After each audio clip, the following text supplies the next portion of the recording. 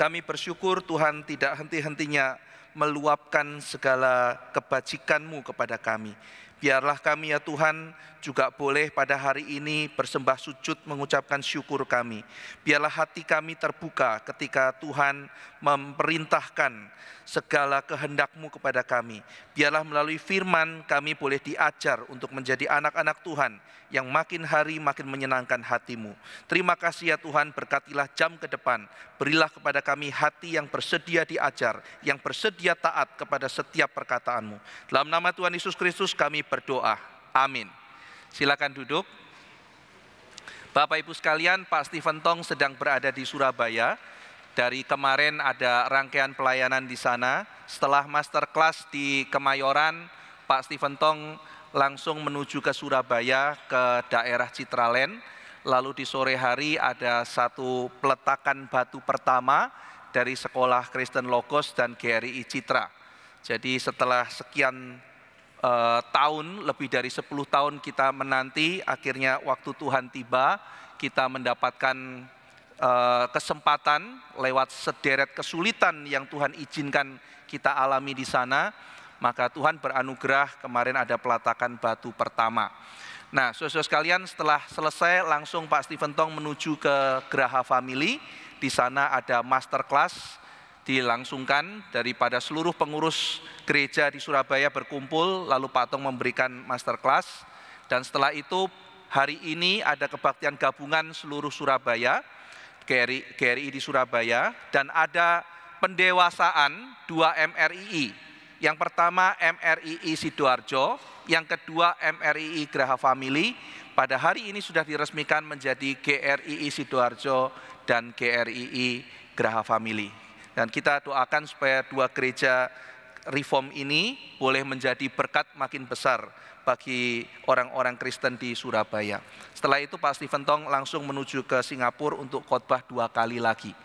Nah, saudara-saudara sekalian, pada hari ini saya akan menggantikan Pak Stephen Tong berkhotbah dan saya akan membahas dari Mazmur pasal 73. Mari kita bersama-sama membuka Mazmur pasal 73. Ayat pertama sampai 28. Kita akan membaca pertanggapan Mazmur pasal 73 ayat 1 sampai ayat 28. Saya akan membaca ayat yang ganjil dan saudara sekalian membaca ayat dengan bilangan genap. Mazmur Asaf. Sesungguhnya Allah itu baik bagi mereka yang tulus hatinya, bagi mereka yang bersih hatinya.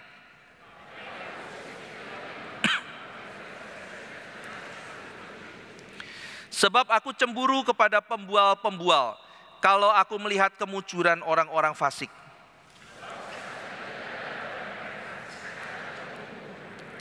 Mereka tidak mengalami kesusahan manusia dan mereka tidak kena tulah seperti orang lain.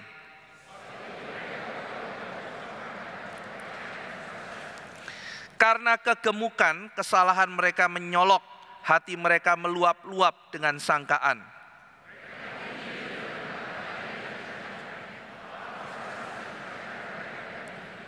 Mereka membuka mulut melawan langit dan lidah mereka membual di bumi.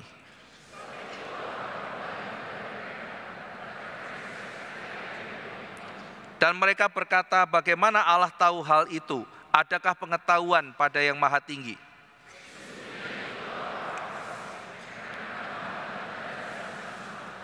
Sia-sia sama sekali aku mempertahankan hati yang bersih dan membasuh tanganku tanda tak bersalah.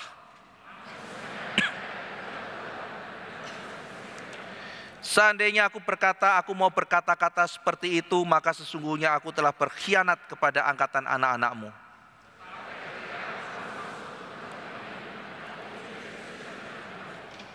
Sampai aku masuk ke dalam tempat kudus Allah dan memperhatikan kesudahan mereka.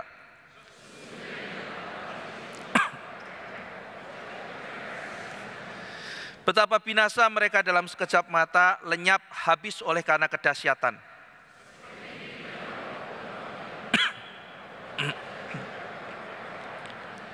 Ketika hatiku merasa pahit dan buah pinggangku menusuk-nusuk rasanya, tetapi aku tetap di dekatmu, engkau memegang tangan kananku.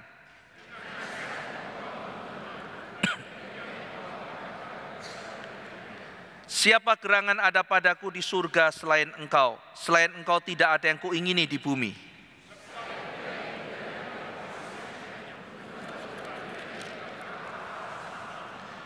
Sebab sesungguhnya siapa yang jauh daripadamu akan binasa. Kau binasakan semua orang yang berjinah dengan meninggalkan Engkau.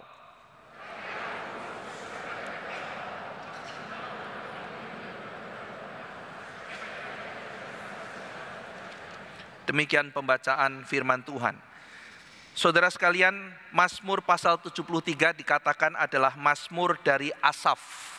Asaf adalah salah satu dari 3 pemimpin pujian yang penting di zaman Daud. Dan dia adalah salah satu pemimpin pujian yang terbesar di dalam perjanjian lama. Di dalam kitab 1 Tawarikh dikatakan bahwa Asaf ini berasal dari suku Lewi. Dan di dalam zaman Daud, pemimpin pujian adalah salah satu jabatan kegerejaan yang sangat penting sekali. Dan pelayanannya sangat menonjol di dalam perjanjian lama. Saudara sekalian, Asaf itu kalau zaman sekarang mungkin dia memimpin paduan suara. Dan Alkitab juga catat dia itu pinter main alat musik. Saudara bisa menemukan dia main alat namanya ceracap. Jadi mungkin dia selain pimpin paduan suara, kalau hari Minggu dia juga main biola atau main piano. Lalu kemudian selain menjadi musisi itu dia juga menciptakan lagu. Lalu kemudian lagu-lagu yang adalah hasil ciptaannya itu disajikan kepada jemaat dan jemaat bersama-sama memuji Tuhan. Nah, saudara sekalian, dia adalah salah satu yang paling penting dan dia adalah pernah menjadi kepala pemimpin pujian. Seluruh bangsa waktu itu mengenal Asaf. Seluruh bangsa pada waktu itu tahu siapa yang pimpin pujian. Nah, saudara sekalian, maka dia orang penting di dalam gereja. Dia orang penting di dalam rumah Tuhan. Dia orang yang penting sekali di dalam pelayanan Tuhan. Nah, saudara sekalian, tetapi Asaf ini dengan jujur menyaksikan dia mengalami satu goncangan. Dia pernah mengalami satu goncangan yang mungkin membuat dia hampir berhenti dari pelayanannya dia. Hampir saja kalau misalnya dia seorang petinju, dia itu melemparkan handuk. Aku nyerah dah. Kalau orang tinju itu saudara, kalau pelatihnya lempar handuk artinya dia menyerah. Nah, jadi seolah-olah dia mau lempar handuk. Udah, aku nyerah aja deh. Sudah enggak tahan lagi hidup seperti ini. Nah, saudara sekalian, apa yang membuat dia hampir mundur rohaninya? Dia hampir meninggalkan mungkin pelayanannya. Saudara, kalau membaca ayat kedua dikatakan sedikit lagi maka kakiku terpleset, nyaris aku tergelincir. Di dalam ayat pertama dia mengatakan Allah itu baik bagi mereka yang tulus hati. Baik bagi mereka yang bersih hatinya. Tetapi dia sendiri hampir jatuh, hampir tergelincir. Mengapa saudara? Mengapa Asaf sang pelayan Tuhan yang demikian dipakai Tuhan ini hampir jatuh? Nah, saudara sekalian, dikatakan di ayat yang ketiga, karena dia memperhatikan kehidupan orang-orang fasik. Saudara, tampaknya Asaf ini memperhatikan dengan detail. Jadi dia bukan cuma sekedar melihat, dia sekarang mulai mengobservasi. Dia sekarang sudah mulai meneliti kehidupan orang-orang fasik. Dan dia terkejut dengan hasilnya. Saudara, orang-orang fasik itu kan orang-orang yang tidak taat. Orang-orang yang memberontak. Orang-orang yang hidupnya seolah-olah tidak perlu Tuhan. Mungkin dia juga ke kuil, pergi ke tempat ibadah, masuk ke bait Allah. Tetapi dalam kehidupan sehari-hari mereka menunjukkan tidak butuh Allah. Mereka tidak ada Tuhan dalam kehidupannya. Semua perintah Tuhan mereka langgar. Dan dikatakan bahkan mereka itu makin berani melakukan kejahatan. Mereka melakukan kejahatan dalam Mazmur 73 dan mereka itu bangga sudah melakukan kejahatan. Jadi buat mereka melanggar firman Tuhan itu sebuah kebanggaan. Dan itu mereka katakan dengan sedemikian terang-terangan di depan orang. Ambil contoh misalnya, ada orang yang mengatakan, aduh buat apa sih orang setia sama keluarga? Buat apa? Bodoh itu. Nah, ternyata kalimat yang seperti itu mengajar orang untuk tidak setia. Yang setuju malah banyak, saudara. Ini orang fasik. Nah, jadi Asaf melihat, oh ada orang fasik nih. Ada orang yang tidak hidup kudus. Ada orang-orang yang hidupnya itu najis. Ada orang-orang yang melawan Tuhan. Yang mulutnya bahkan menghina orang-orang yang setia kepada Tuhan. Lalu dia amati, bagaimana ya hidup mereka ya. Asaf kaget. Loh, kan harusnya Tuhan itu baik kan. kepada orang yang tulus hatinya. Nah, harusnya Tuhan itu kan membalas, Tuhan itu menghukum, Tuhan itu menghakimi orang-orang yang fasik. Tapi dia heran dan mengatakan, kok bisa ya, ayat yang ketiga, aku cemburu kepada pembual kalau aku melihat kemujuran orang-orang fasik. Kata kemujuran itu pakai kata shalom, saudara. Kata shalom, kita semua tahu shalom itu adalah kata damai yang diperuntukkan oleh Tuhan bagi orang-orang yang ditentukan oleh Dia. Orang-orang yang dikasihi Tuhan, diberikan shalom. Maka Asaf tuh bingung, loh Tuhan, shalom itu kan untuk orang-orang yang khusus, untuk orang-orang spesial. Kenapa Tuhan memberikan shalom kepada orang fasik? Ini ada sesuatu yang tidak benar. Nah, saudara sekalian, mungkin kalau di zaman sekarang ini Asaf pulang dari pimpin pujian gitu ya, habis puji Tuhan, nah dia pulang ya, habis pulang, habis main piano, dia lewat, ini kayaknya rumahnya koruptor itu ya. Sudah lihat si tukang tipu itu ya, orang yang maki-maki, buat apa Tuhan, tidak usah terlalu saleh lah, ke gereja sih, tapi ini rumahnya orang itu. Terus dia lihat-lihat, kok rumahnya gede ya gitu, makin dilihat makin gede rumahnya gitu. Si Asaf mulai ngurut dada, terus dia mikir, lah aku masih kontrak gitu kan ya. Aku masih ngontrak 36 meter persegi gitu kan ya. Ya enggak apa-apa sih, bahagia, tapi kok yang fasik kayak begini begitu. Dia mulai mikir-mikir, terus dia lihat mobilnya. Waduh, kok mobilnya bagus-bagus ya. Ya, saya masih naik Grab gitu ya. Terus dia lihat-lihat, mungkin ya si Asaf mulai lihat, wah ini gaya hidupnya segala macam, kok gak bener nih, Tuhan berkati kebanyakan ini. Kenapa mereka seolah-olah mendapatkan apa yang Tuhan janjikan, tapi kenapa aku tidak? Saudara, dikatakan tadi mereka itu gemuk, matinya enak gitu kan ya. Istilah gemuk itu kalau sekarang saya dan saudara pasti tidak kepingin kan saudara ya. Kita bahkan tersinggung kalau dibilang gemuk gitu kan. Kalau ketemu sama orang, wah tambah gemukan, waduh gitu ya.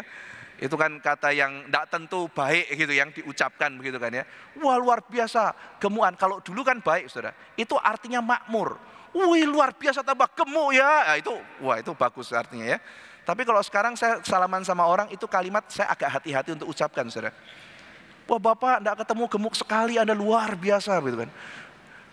Belum kalimat kedua udah tersinggung bapaknya kan, gitu kan. Karena sekarang tidak baik. Tapi dulu istilah bahwa orang itu menjadi gemuk itu tanda kesuksesan, saudara.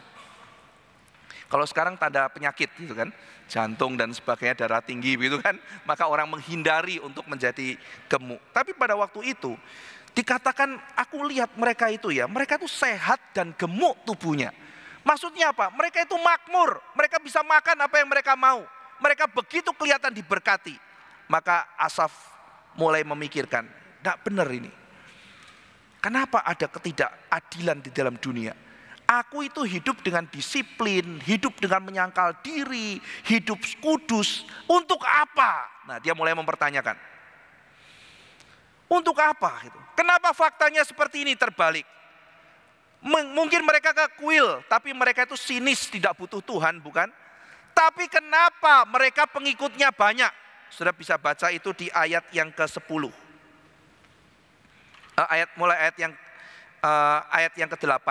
Hal pemerasan dibicarakan mereka dengan tinggi hati. Jadi ini sudah memeras orang itu sudah jahat, tapi mereka ngomong dengan bangga. Mereka memeras orang loh saudara. Tapi mereka bangga. Yang ke-9, mereka membuka mulut melawan langit. Kadang-kadang juga ngolok-ngolok Tuhan. Lidah mereka membual di bumi. Ayat 10, sebab itu orang-orang berbalik kepada mereka, mendapatkan mereka seperti air yang berlimpah-limpah. Orang kayak begini kok pengikutnya banyak. Kalau di zaman Tuhan Yesus, mungkin dia lihat orang-orang Saduki itu, orang-orang Farisi itu, dibanding dengan Tuhan Yesus. Kenapa orang-orang Farisi itu juga pengikutnya banyak? Saudara? Bukankah mereka itu orang-orang yang tidak melakukan kehendak Tuhan, tetapi mereka pengikutnya juga banyak. Nah, jadi saudara, ini pergumulan real dari Asaf. Mereka orang-orang yang kelihatan fasik, tetapi mengapa kelihatan diberkati, maka seolah-olah dia mau mengatakan, udah selesailah, I'm quit aja, quit, sudah selesai. Buat apa aku hidup suci, buat apa aku hidup baik, buat apa aku jadi orang benar. Kalau toh ternyata orang yang tidak benar juga akhirnya seperti itu. Nah saudara sekalian, pintu iri hati mulai terbuka. Perasaan tidak puas mulai muncul di dalam hati Asaf. Lalu kemudian dari rasa tidak puas muncul kemarahan. Perhatikan saudara ya. Pertamanya lihat-lihat, lalu kemudian lihat-lihat jadi iri. Sudah iri mulai tidak puas, sudah tidak puas mulai marah. Kemarahan.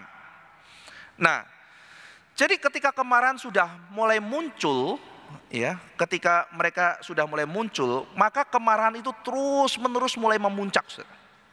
Memuncak. Nah tetapi ketika sudah sampai pada puncaknya, saudara kalau lihat di ayat yang ke-15, tampaknya dia tetap mengerem supaya di dalam kemarahan itu dia tidak berkata-kata. Nah saudara ini perhatikan, ini bagian yang bijaksana luar biasa.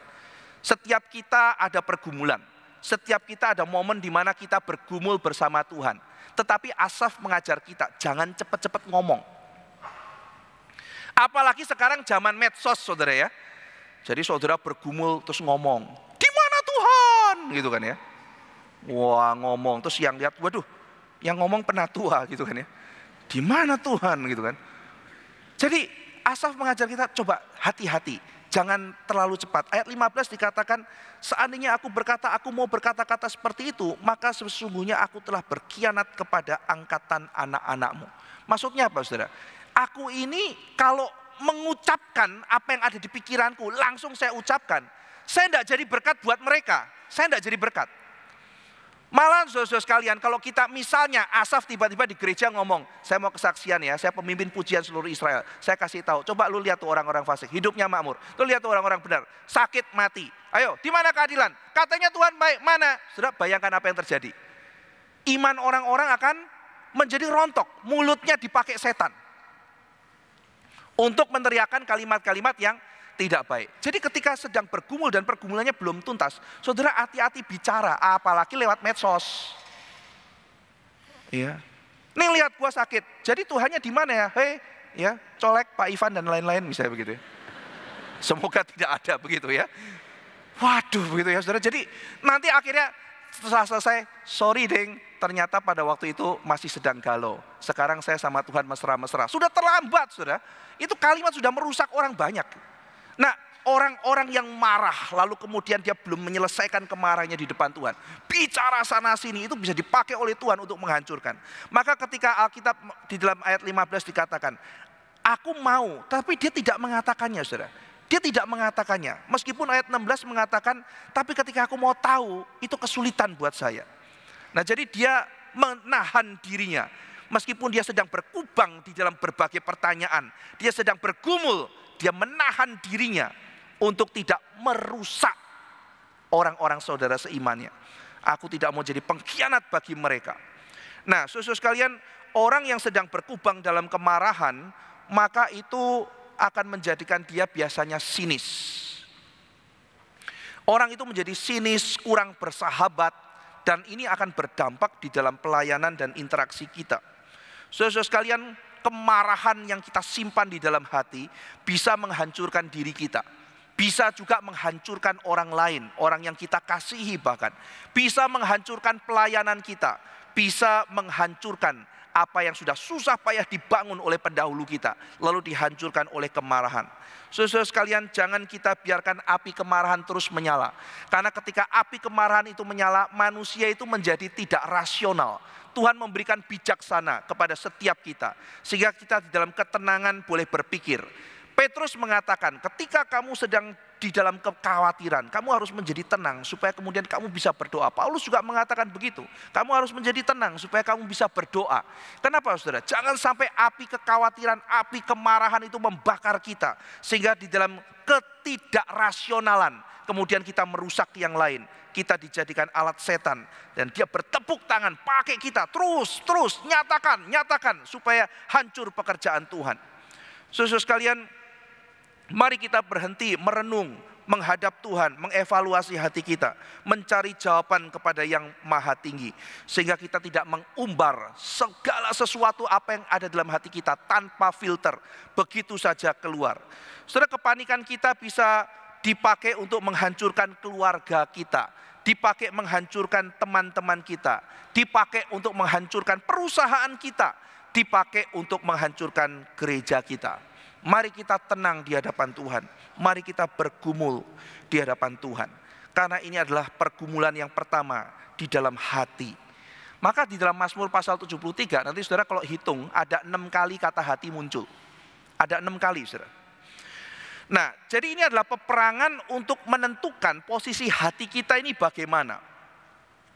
Nah, saudara sekalian, sebetulnya problem Asaf itu bukan cuma sekedar iri hati dan marah. Lebih dalam dari itu, kita harus menganalisa mengapa Asaf itu iri, mengapa Asaf itu marah. Jadi kita melihat Asaf itu iri, lalu kemudian dia marah, lalu mengkasihani diri, lalu sampai kepada kesimpulan irasional. Kesimpulannya apa, saudara? Tidak ada guna berbuat baik. Itu kesimpulan akhirnya. Dan itu kesimpulan yang sangat tidak masuk akal, saudara. Kesimpulannya adalah orang fasik itu beruntung, orang benar itu pasti celaka. Tidak tentu kan? Orang fasik yang celaka juga banyak loh. Ya kan? Orang benar yang makmur juga banyak loh. Itu kesimpulan semua ngaco itu kan ya.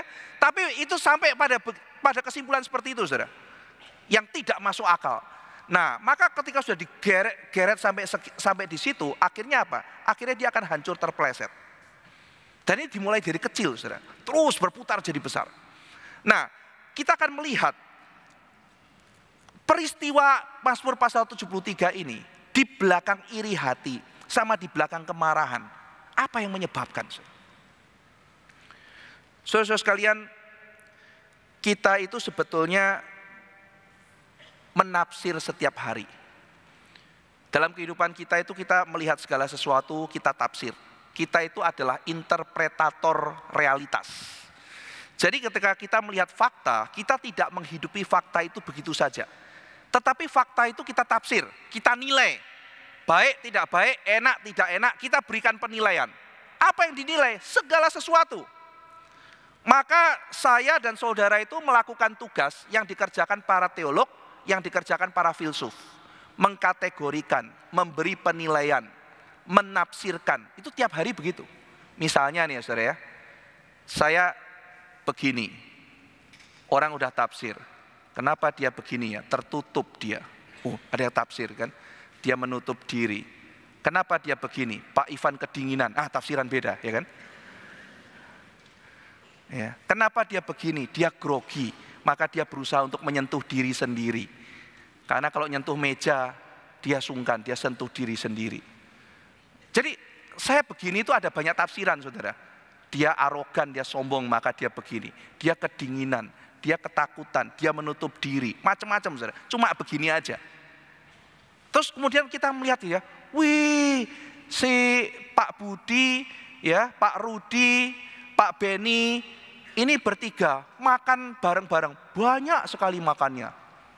Langsung setiap itu nafsir, berarti Pak Rudi, Pak Budi, Pak Beni ini orangnya lagi kelaparan. Tafsiran pertama. Yang satu bilang, ini 3 bapak yang rakus kali ya gitu.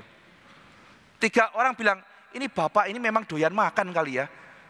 Jadi setiap kejadian itu tidak kita lewatkan begitu saja.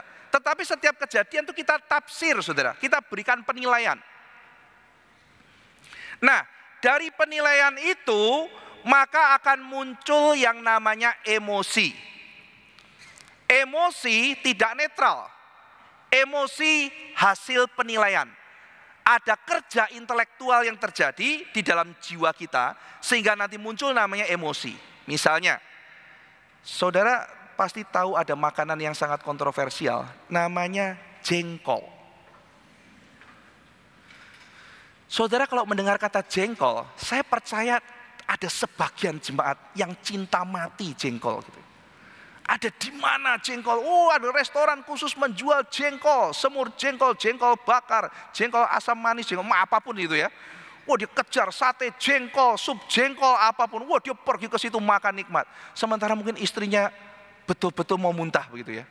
Aduh Pak, itu kamu makan apa nih? Makanan macam apa ini gitu ya. Jadi ada orang yang cinta luar biasa, ada yang bencinya luar biasa saudara. Itu makanan yang betul-betul mengkutubkan gitu ya. Nah, kenapa orang itu suka saudara? Kenapa orang itu menjadi pengejar? Ya karena waktu dia makan, dia menilai itu enak, membawa kebahagiaan buat dia. Jadi berhadapan dengan jengkol itu, ketika dia makan, dia menafsir, ini enak, ini membawa kebahagiaan. Maka saya senang kalau dikasih jengkol. Sebaliknya sang istri, begitu dia lihat baunya pun dia sudah mau pingsan. Ini membawa celaka, membawa kutuk di dalam kehidupan saya gitu kan ya. Baru cium sudah begitu, apalagi gigit, waduh mengerikan sekali. Maka begitu ada tetangga bawakan, ini ya saya ada 5 kilo jengkol saya masakan. Wah suaminya bersorak bahagia, istrinya kabur gitu ya. Jangan masukkan kulkas saya ya gitu kan ya. Saya tidak mau ada bau jengkol di dalam kulkas. Yang suaminya bilang, tidak ini bisa untuk makan 1 minggu gitu kan. Kenapa ada satu orang yang cinta luar biasa, kenapa ada satu orang yang menunjukkan kebencian? Karena cara menafsir. Sang istri melihat ini mencelakakan, bukan membahagiakan. Tafsiran terhadap realitas itu menimbulkan emosi. Emosi itu Bapak Ibu adalah sesuatu hasil interpretasi. Bapak Ibu lihat ada satu orang, wih langsung seneng. Muncul satu orang itu bisa bahagia. Kenapa saudara sekalian? Karena saudara mungkin pikir orang itu membawa kebahagiaan buat saya, maka saudara senang. Begitu lihat satu orang, saudara lari. Kenapa? Wah orang itu mau nyopet saya gitu kan. Jadi ketika orang muncul, langsung kita tafsir, ini orang membahayakan, ini orang membahagiakan. Lalu emosi itu berubah-ubah. Ada ketemu orang takut, ada ketemu orang seneng, ada ketemu orang itu sebal, ada orang ketemu orang itu kangen luar biasa. Itu emosi, emosi tidak netral, emosi hasil penafsiran. Saudara, kalau membandingkan Tuhan Yesus menangis sama orang biasa yang tidak terlatih rohani menangis, yang tidak mendapat anugerah, kita bisa lihat bedanya. Ada orang nangis, kenapa kamu nangis? Ya aku nangis, habisnya orang-orang jahat sama aku, tidak ada yang mau senyum sama aku. Nah lihat ya, ada orang nangis begitu. Aku tidak ada yang mau tidak ada yang mau ngajak temenan sama aku. Ada orang nangis demikian. Tapi Yesus, kenapa Yesus menangis? Aku menangisi Yerusalem. Yerusalem, Yerusalem, aku seperti induk ayam, aku mau menyelamatkan kamu, tapi kamu tidak mau. Sama-sama nangis saudara, kualitasnya beda luar biasa. Jadi kalau kita melihat saudara, emosi tidak netral. Dari emosi seseorang, saudara bisa membaca isi pikirannya seperti apa. Nah Asaf ini sekarang iri, Asaf itu marah. Marah karena apa? Iri karena apa? Nah ini adalah masalah penafsiran. Nah jadi saudara-saudara sekalian jangan heran, satu kejadian, 2 orang itu responnya bisa beda. Kenapa beda? Yang beda adalah cara dia memandang. Kalau cara memandangnya beda, emosinya juga beda. Emosinya juga beda. Ya, nah, saudara sekalian, maka sekarang apa problem Asaf? Problem Asaf adalah dia salah menafsir. Dia tidak menafsir keadaan sesuai dengan firman Tuhan. Itu sebabnya karena dia cara tafsirnya salah, emosi yang keluar salah. Sekali lagi, problem pertama Asaf bukan cuma sekedar karena dia iri atau marah. Kita lebih dalam daripada itu melihat. Karena dia salah membaca realitas. Teologinya salah. Cara bacanya salah. Maka yang keluar emosinya juga salah. Ini yang pertama saudara, problem Asaf. Problem yang kedua, selain dia salah menilai realitas adalah Asaf itu problem dengan self-dialognya. Bapak ibu saudara sekalian, setiap kita itu mempunyai kemampuan berkata-kata pada diri kita sendiri. Self-dialog. Nah ini adalah unik dan khas pada manusia. Manusia sebagai ciptaan Tuhan yang unik adalah satu-satunya makhluk yang mempunyai self-dialog yang demikian kompleks dan rumit. Sehingga kita itu bisa berkata-kata kepada diri kita sendiri. Saudara, kalau lihat anak kecil main dalang itu loh, ya kan, main boneka, wah, gitu kan ya, dalang itu. Terus yang satu pegang mainan yang lain, itu default anak kecil main kan ya. Ya, robotnya keluar, ini apa? Robot bertarung, wah gitu ya. Buk, wah ini jatuh kena tembak. Oh jangan tembak saya, tidak saya tembak kamu. Nah itu kan, ini kok siapa ngomong sama siapa? Ya anak ngomong sama anak, self dialogue. Setiap saat, setiap menit, setiap detik kita melakukan self dialogue. Mungkin saudara sekarang yang ngelihat ngomong, benar juga ya Pak Ivan ngomong ya. Saya sering ngomong apa ya sama diri saya ya. Tidak kepikir, tapi benar loh. Iya saya ngomong sama saya sendiri. Ada benernya sih ya gitu. Cuma lupa loh aku ngomong apa ya. Kayaknya omonganku gak penting-penting amat gitu ya. Tapi ngomong ya. Iya ya gue ngomong. Nah saudara kita sedang ngomong kan. Siapa yang bicara? Saya. Kepada siapa? Saya. Nah saudara sadar apa tidak? Seringkali ketika saudara bicara dengan diri saudara sendiri, yang diomongin itu apa? Problemnya di situ saudara. Nah saudara-saudara sekalian, seorang filsuf pemikir stoik, aliran stoik bernama Epictetus, itu pernah mengajarkan semacam sesuatu metode say it to yourself, semacam itu. Itu banyak dipakai oleh orang-orang pengembangan diri kontemporer sayangnya ya. Jadi dipakai secara salah untuk self indoctrination gitu. Misalnya begini saudara, jadi sebetulnya dia cuma mengajarkan hal yang baik, prinsip yang baik, kamu katakan berulang-ulang pada dirimu. Hal yang baik, hal yang benar, biarlah itu tertanam di dalam dirimu. Kau katakan itu pada dirimu. Itu Epictetus pagi hari, ya misalnya ada prinsip yang baik, yang benar di pagi hari, dia melatih murid-muridnya untuk say it to yourself, say it to yourself. Hal yang benar, hal yang baik dikatakan. Nah saudara sekalian, kita yang percaya Alkitab, Mazmur mengajarkan perkataan Tuhan itu harus kita renungkan siang dan malam. Berarti di dalam self dialogue kita yang harus berkuasa itu adalah firman.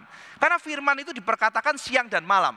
Termasuk ketika saya berkata-kata kepada saya sendiri, yang harus saya pegang, yang harus dijunjung tinggi adalah firman. Saudara bayangkan indahnya self dialogue yang dikuasai oleh firman.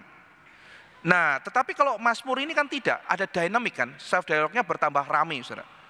Bertambah ramai. Jadi mulai muncul ya, pertama dia ngomong, udah mulai salah nih, dia ngomongnya salah. Ngomong, enggak benar tuh. Iya, enggak benar. Ya ini cerita di pikiran Asaf ya. Waduh, orang fasik kayak begitu ya. Pengen enggak? Ya harusnya saya itu, harusnya saya. Ya, merasa layak ya, udah merasa layak. Harusnya saya yang begitu, dia harusnya diapain? Dilempar batu, dilempar belerang. Ya. Terus mulai muncul, tapi kenapa tidak? Wah saya mulai marah sama Tuhan. Ya, Tuhan enggak benar nih, Tuhan enggak benar. Makin lama firman Tuhan tapi ngomong loh, Tuhan baik sama orang-orang yang tulus hatinya. Nanti kesimpulan Asaf adalah Tuhan enggak baik sama orang-orang yang tulus hatinya. Sudah lawan firman. Kesimpulannya Tuhan tidak baik. Kesimpulannya apa? Lebih baik gua jahat saja. Wah, mulai terus putar. Self dialognya makin rusak. Saudara mau terus begitu? Kalau sekarang sudah ada benih mau diladeni terus sampai rusak begitu? Mulai muncul self pity, mulai mengasihani diri. Wah, saya kasihan ya. Malang sekali nasibku ya. Oh tuh orang tuh enak tuh semuanya tuh diberkati begitu. Saya orang baik kan, saya orang kudus kan. Lihat nasib saya, mulai self pity, mulai merasa jadi korban. Sudah gitu nanti ya, Asaf kalau diteruskan, kalau dia tidak bertobat, puji Tuhan akhirnya nanti kembali kan. Hatinya sudah pahit, terus kemudian ketemu orang, wah dia kan serang orang kan. Kamu tuh apa? Wah dia begitu, tapi dia merasa dirinya korban. Asaf, kamu kok gitu sih sama orang gitu ya. Orang pelayanan kok begitu. Oh, saya kan korban, dia yang duluan. Nah, begitu kan. Nah jadi ini dialog diri yang terus makin membenarkan diri saudara. Tapi tidak berdasarkan kepada firman Tuhan. Nah saudara sekalian, problemnya adalah kita tuh berkhotbah apa ya sama diri kita sendiri. Kita khotbahkan apa gitu. Apakah firman atau dusta? Ya. Ada orang yang mengkhotbahkan, aduh kamu itu pecundang, kamu tuh pecundang. Mana bisa sih kamu tuh pecundang ya. Jadi minder dia. Gak bisalah kamu. Ya, kamu tuh pecundang. Atau seorang pemuda yang mengindoktrinasi dirinya. Semua wanita tuh ular lah, sama aja. Ya, ular tuh semuanya tuh. Kerjaannya cuma bisa menyakiti hati laki-laki gitu kan ya. Itu kan self dialogue, karena satu kali mengalami kemalangan lalu begitu. Ya, baru berapa minggu yang lalu satu orang dengan pahit mengatakan, iya sih Pak Ivan, semua laki-laki itu sama saja. Wah celaka, saya laki-laki itu kan ya. Semua laki-laki sama aja. Tunggu dulu, sama apa? Kalau sama-sama punya hidung, iya saya setuju gitu.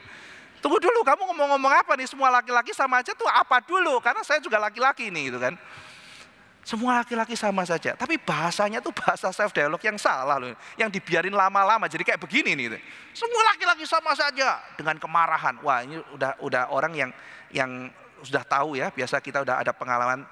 Wah, ini orang sudah lama nih kepahitan nih. Ini pahit sekali, itu self dialogue terus muter-muter gitu. Semua laki-laki sama aja, semua wanita itu ular, macem-macem lah itu kan ya.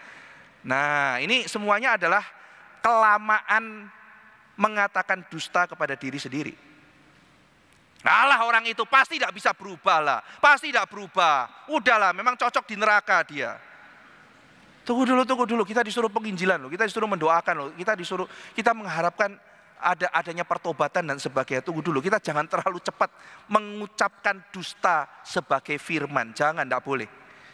Kamu itu pecundang, kamu tuh tidak bisa, wanita itu ular, laki-laki semua sama saja, tidak akan bisa berubah. Sebaliknya ada yang ngomong juga, wah aku tuh hebat gitu. Aku memang hebat, aku ini memang pusat dunia, aku layak diperhatikan, seluruh lampu sorot harus menyorot padaku. Kok kamu tidak menghormati aku ya, memang kamu patut dikutuk gitu. Ada juga yang begitu, saudara, salah. Yang tadi diri jadi jelek, terus ya ini kan semacam orang yang minder, terus butuh semacam sesuatu instan, konsep diri instan, tidak mau kembali pada Alkitab, dipompa pakai itu. Say it to yourself, lu memang hebat, saya pasti bisa. Yes, wah sudah merasa dirinya sudah hebat. Itu juga perkataan-perkataan yang tidak Alkitabiah, saudara. Baik yang kelihatannya negatif maupun yang bahkan kelihatannya positif. Wah, aku tuh sangat berharga sekali. Berharga buat siapa gitu? Berharga buat siapa? Berharga untuk apa? Berharga di hadapan apa? Itu kalau kembali ke Alkitab baru selesai semua, saudara. Tapi kalau cuman ya aku memang istimewa. Istimewa apa? Tadi kan Pak Santo mengatakan istimewa apa? Dia langsung kasih konteks. Istimewa apa gitu? Ya memang aku istimewa. Istimewa apa gitu? Apa yang istimewa dari kita? Saudara, ketika kita kembali pada Alkitab, kita tanamkan self dialogue yang benar. Bukan dusta. Bahkan dusta-dusta yang menipu diri kita sendiri untuk bangkit dari keterpurukan. Bukan itu. Tapi kebenaran. Itu yang perlu kita dengar. Maka saudara sekalian, alih-alih self dialogue yang liar, mari kita belajar untuk menanam self dialogue berdasarkan firman Tuhan. Nah saudara sekalian, kesimpulan Asaf dari self dialogue yang salah ini mengerikan sekali. Coba kita lihat ayat 12. Itu kesimpulannya, saudara. Kesimpulan Asaf. Sesungguhnya itulah orang-orang fasik. Mereka menambah harta benda dan senang selamanya. Wah, celaka. Ini kesimpulannya. Jadi orang fasik itu adalah orang yang akan senang selamanya. Kok jadi kayak begini ya saudara? Ini pemimpin pujian loh. Sia-sia sama sekali aku mempertahankan hati yang bersih. Membasuh tanganku tanda tak bersalah. Namun sepanjang hari aku kena tulah dan kena hukum setiap pagi. Wah saudara, dahsyat sekali ya. Kita kalau membiarkan terus dari kecil terus berkembang, mengerikan sekali. Bahkan orang yang demikian rohani bisa masuk pada satu kesimpulan yang sangat tidak masuk akal. Satu dusta yang demikian besar yang dia pegang teguh sebagai sebuah kebenaran. Ya. Kenapa saya katakan itu adalah dusta yang dipegang sebagai kebenaran? Karena memang faktanya tidak demikian kok. Faktanya tidak demikian. Mari kita analisa kesimpulan Asaf. Hidup suci tidak berguna. Kenapa tidak berguna Asaf? Iya, karena orang-orang fasik itu makmur. Orang suci bisa sakit, bisa mati. Oke, berarti hidup suci tidak ada gunanya. Karena apa? Karena orang fasik makmur. Jadi lebih baik suci apa fasik? Lebih baik fasik. Kenapa Asaf? Karena orang fasik makmur. Jadi tujuan hidupmu apa? Makmur kan saudara? Nah, Lihat saudara, jadi kalau orang ikut Tuhan, cara pandangnya sudah salah, yang dicari salah, akhirnya jatuh pada Asaf. Gulung terus saudara. Maka kesimpulan logika Asaf sebetulnya adalah, kenapa tidak perlu Tuhan? Kenapa tidak perlu hidup kudus?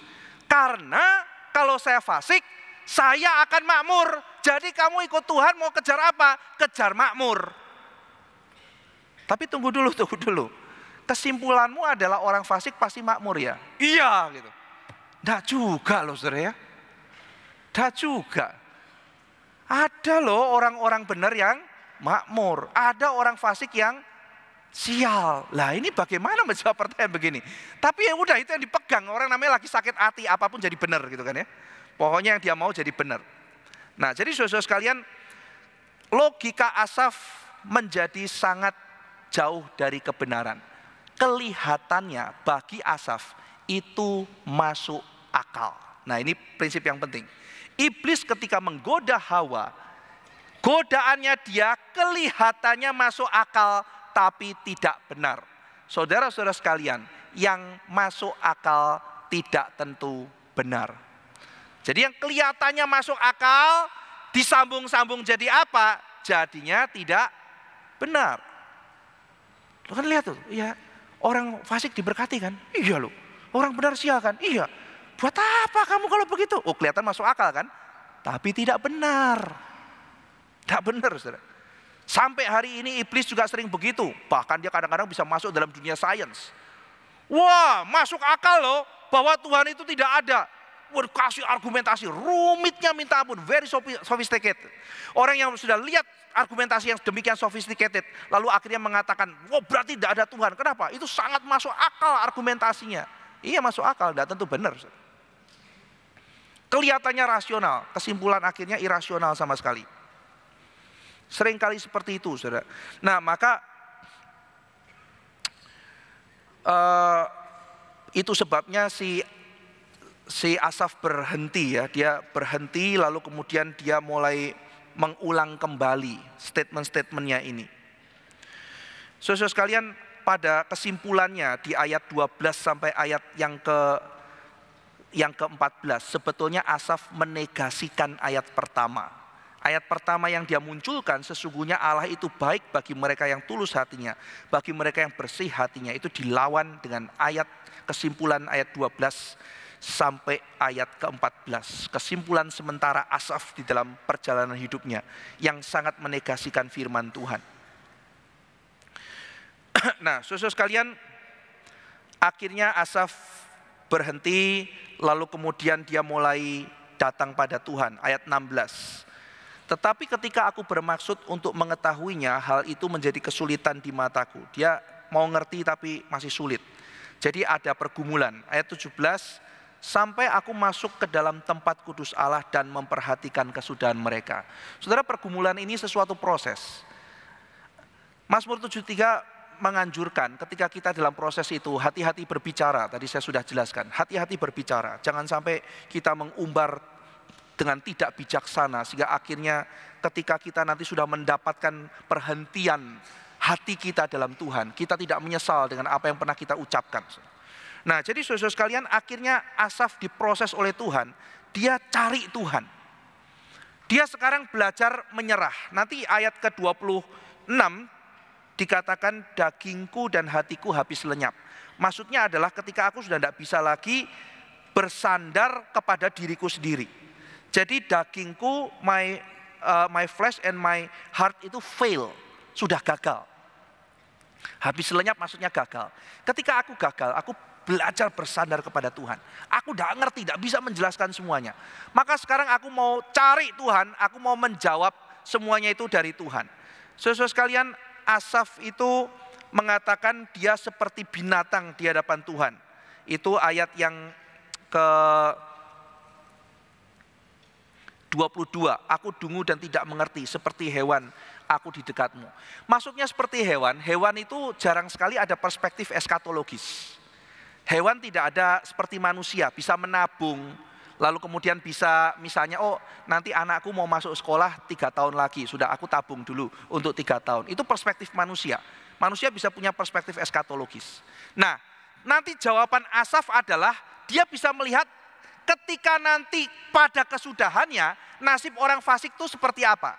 Nah, maka kalau dia masih seperti hewan, dia tidak punya perspektif ini. Aku masih dungu, maka aku minta pertolongan Tuhan untuk mengangkat perspektifku. Maka dia masuk ke dalam penyembahan. Dia datang di hadirat Tuhan, dia menyembah Tuhan. Apa maksudnya dia masuk ke tempat kudus Allah di ayat 17? Aku masuk ke tempat kudus Allah. Tempat kudus Allah adalah tempat penyembahan. Jadi dia masuk ke dalam penyembahan. Dan apa itu makna penyembahan? Saudara, menyembah Tuhan itu berarti Tuhan jadi fokus. Itu makna penyembahan. Orang masuk tempat kudus itu untuk menyembah. Dan orang menyembah, Tuhan itu jadi fokus. Tuhan yang paling utama, bukan saya.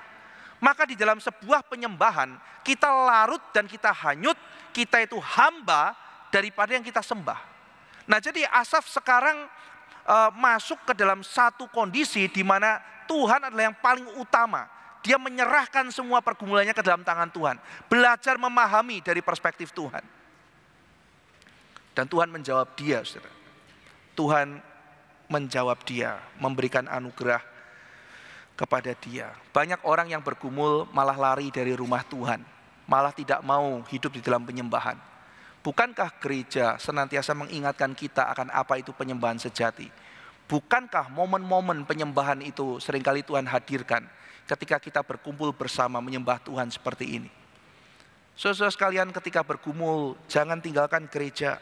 Jangan tinggalkan penyembahan kepada Tuhanmu.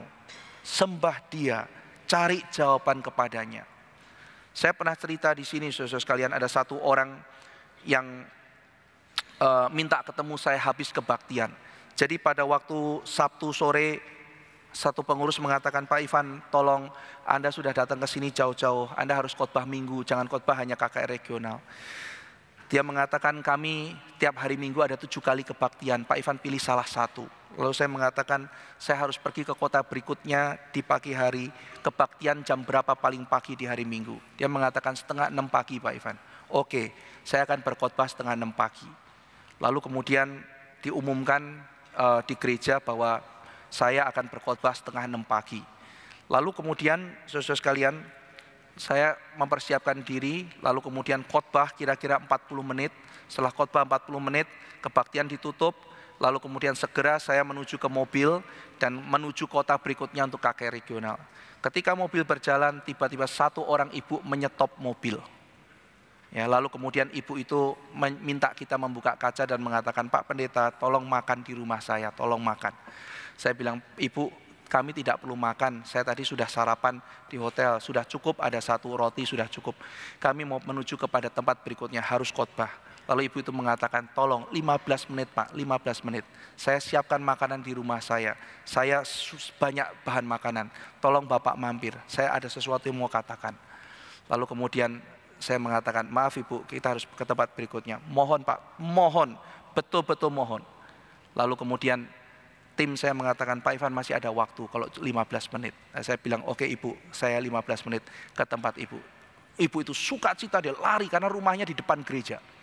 Kita berhenti di situ, kita bertiga, saya dengan tim turun, lalu makan. Ibu itu cepat keluarkan bakmi, ya, 1 mangkok, ya, 1 orang dikasih 1 mangkok, kita makan, sarapan sambil, lalu kemudian ibu itu mulai cerita, Pak sekarang sambil makan, karena waktu Bapak singkat saya langsung cerita.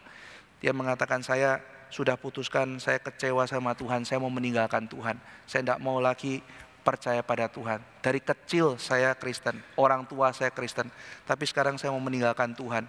Tetapi demikian nurani saya terusik. Saya tetap pengen datang untuk mengatakan ini kebaktian terakhir. Setelah itu Tuhan, aku putus, tidak ada relasi dengan Engkau. Lalu dia mengatakan, biasanya saya datang kebaktian jam 8 atau jam 9. Tetapi pagi itu, malam itu, hari Sabtu ketika saya tidur, Tuhan menggerakkan saya jam 4 sudah bangun, gelisah tidak bisa tidur. Terus mau tidur tidak bisa, sampai akhirnya saya putuskan, sudahlah datang kebaktian paling pagi. Dia ganti baju, pergi mandi dan sebagainya, persiapan, pergi kebaktian 5:30. Dan dia bilang, saya kaget, diumumkan yang khotbah hari ini bukan seperti biasa yang ada tamu maka akan ada pengkhotbah dari Jakarta. Lalu saya mendengarkan Bapak berkhotbah dan persis pada waktu Bapak berkhotbah, apa yang Bapak sampaikan adalah apa yang saya gumulkan bertahun-tahun. Dan saya menangis di hadapan Tuhan. Saya terus bertanya-tanya. Pada hari ini Tuhan memberikan jawaban. Hari ini saya minta Bapak mendoakan saya. Selama-lamanya saya tidak mau meninggalkan Tuhan. Karena Tuhan sudah menjawab saya. Dia datang dengan keputusasaan. Dan dia datang mencari Tuhan. Kalau waktu momen itu Tuhan tidak gerakkan dia, bagaimana dia mendapat jawaban? Tuhan berbelas kasihan, bangunkan dia, bawa dia datang ke gereja untuk mendengar jawaban daripada Tuhan ketika sedang terjadi penyembahan. Masalahnya tidak berubah, masalahnya tetap sama. Seperti Asaf, dunia tidak berubah bukan? Setelah Asaf kembali, tetapi yang diperbaharui adalah hati Asaf. Saudara sekalian, Asaf datang menghadap ke tempat kudus Allah. Dan dia membiarkan perspektifnya diubah oleh Allah. Dia mau taat kepada Tuhan. Dia mau melihat dunia berdasarkan cara pandang Allah. Maka ketika dia melihat, emosinya berubah. Sudah tidak lagi dicatat ada iri hati bukan? Sudah dicatat tidak ada kemarahan lagi bukan? Saudara sekalian, Asaf yang sekarang akan melihat orang fasik. Tapi yang dilihat apa saudara? Tidak ada iri hati lagi. Dia lihat orang fasik, dia tidak ada marah lagi. Kenapa saudara? Apa yang diubah Allah dalam hidupnya? Hatinya diubah, perspektif cara melihatnya diubah. Maka Asaf menjadi orang berbeda. Iri dan marah itu adalah cara tafsir. Cara tafsir yang betul sesuai Alkitab atau tidak. Saudara sekalian, seringkali memang kita berhadapan dengan percakapan-percakapan yang tidak pernah berhenti saudara. Tetapi saudara sekalian, kalau itu diteruskan, self dialogue itu bisa sangat merusak jikalau tidak alkitabiah. Saudara, Tuhan Yesus pada waktu di Taman Getsemani mengatakan pada murid, jangan gelisah. Tuhan Yesus gelisah enggak saudara? Waktu berdoa itu gelisah enggak? Keringatnya bertetesan seperti darah. Dia bergumul, dia gelisah saudara. Tapi dia ngomong sama muridnya apa? Jangan gelisah.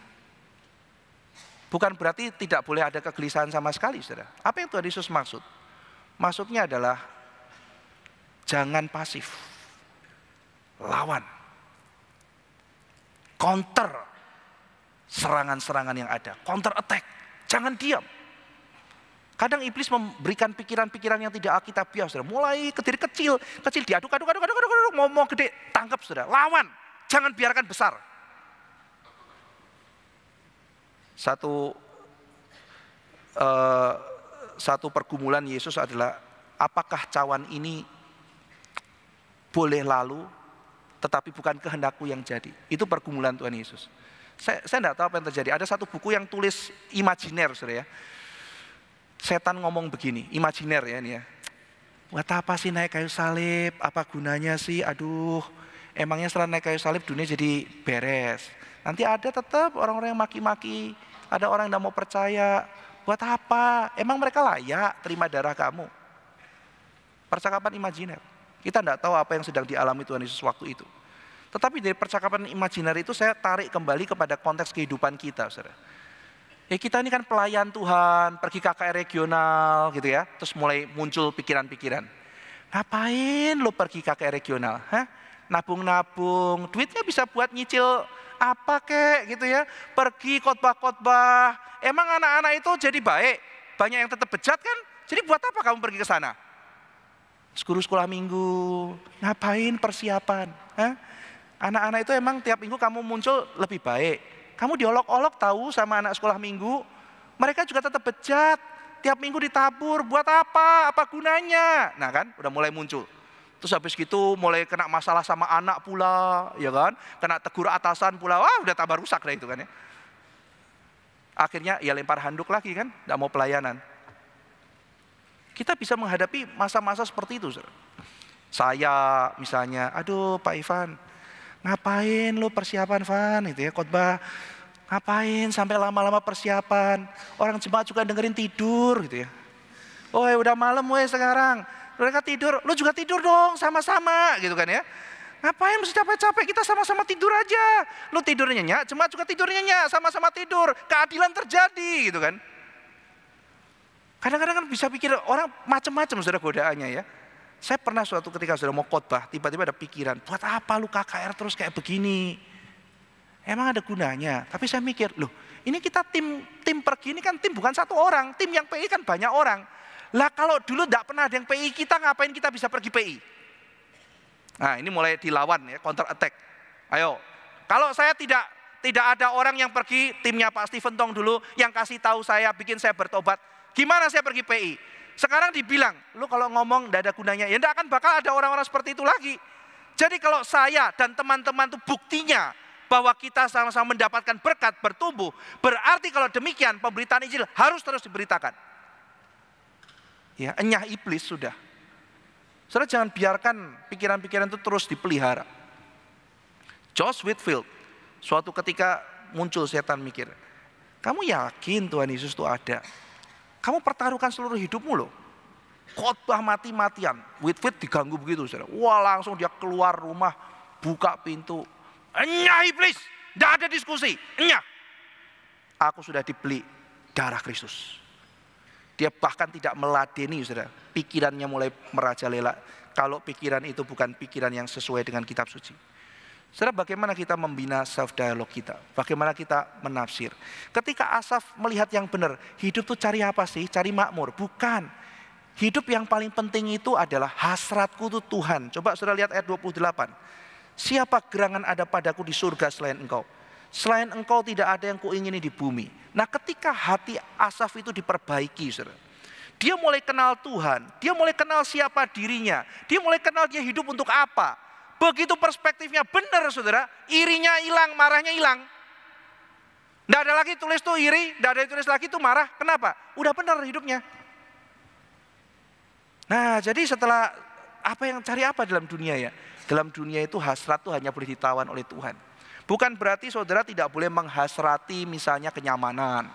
Bukan berarti saudara tidak boleh menghasrati misalnya kemudahan. Bukan berarti tidak boleh begitu saudara. Tetapi kemudahan, lalu kenyamanan, kekayaan itu tidak boleh menjadi tuan atas kita. Tidak boleh menjadi pemimpin yang mendominasi hidup kita. Tidak boleh saudara. Tetapi yang menawan kita, yang memimpin kita, itu adalah Tuhan. Maka disinilah Asaf mengatakan, siapa gerangan ada padaku di surga selain engkau? Selain engkau tidak ada lagi yang kuingini di bumi. Jadi saudara sekalian, pintu iri sudah dibuang. Pintu kemarahan ditutup. Dia menilai segala sesuatu realitas dengan benar. Dan dia memperbaiki bagaimana dia menata perkataannya. Saudara lihat ya, begitu Asaf sudah mulai memperkatakan firman Tuhan di dalam dirinya, langsung berubah. Langsung berubah. Saudara sekalian, biarlah hari ini kita belajar dari Mazmur pasal 73. Bagaimana kita melihat dunia ini. Kalau saudara dan saya tidak menata cara pandang kita dengan benar, emosi kita akan kacau. Dan kalau sudah emosinya kacau, terjadi self dialog yang liar, pada ujung-ujungnya kita bisa jatuh. Biar kita kembali kepada firman dan berdasarkan anugerah Tuhan dikembalikan ke jalan yang benar. Mari kita berdoa. Kami bersyukur untuk firman yang telah kami dengar. Kami bersyukur untuk Mazmur 73 yang memberikan kekuatan kepada setiap kami. Biarlah kejujuran Asaf yang membongkar pergumulannya boleh menjadi kekuatan bagi setiap kami. Biarlah kami boleh menafsir dunia ini berdasarkan tempat kudus Allah. Biarlah kami ya Tuhan boleh menata self dialog kami berdasarkan firman Tuhan dalam perspektif kekekalan. Sehingga dengan demikian kami punya emosi yang kudus seperti yang Tuhan kehendaki.